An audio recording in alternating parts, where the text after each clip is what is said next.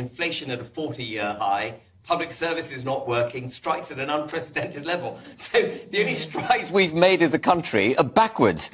And, you know, it's time. Rishi Sunak talks about the importance of reintroducing integrity into politics. Well, how does he get up and say stuff like that when it's self-evident to every member of the electorate it's not true? But is he saying that because he wants to try and appear to still be a Brexiteer? And I want to point out, people know you on this channel as a former Brexit Party MEP. I love Eamon's honesty. An ardent Brexiteer, but the problem is, isn't it, that he can't say anything else? He has to. Well, I mean, the reason Rishi Sunak actually can't get up and bash the drum in favour of Brexit is because the Conservative Party hasn't delivered Brexit. If you look at page 5 of the Tory Party manifesto for the 2019 election, it very sensibly sets out that Brexit is the country leaving the EU as one United Kingdom, taking back control of its laws, its borders, its cash and its fish.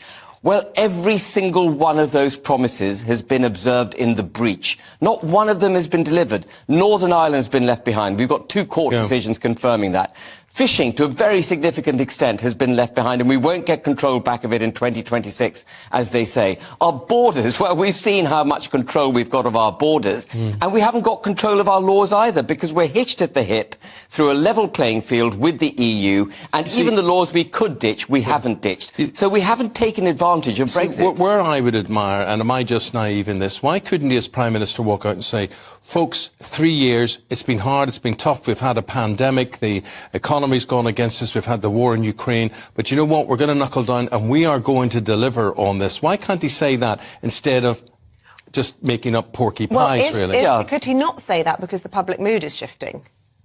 Against what? Against Brexit. Well, I mean, look, I have YouGov says 56% would vote Remain now. 1 in 6 Brexiteers would vote Remain now. And today, Ipsos polling says 45% of people think Brexit is worse than they expected, which presumably would include you. Yeah, I mean, look, there's no doubt that the deal that they delivered, that Boris Johnson delivered, which he championed as his fantastic oven-ready deal, is a lousy deal.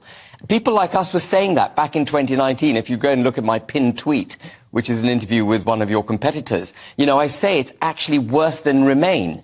And it's proving to be that way because we haven't actually Brexited. You can't give effect to Brexit dividends if you're kind of half in and half out.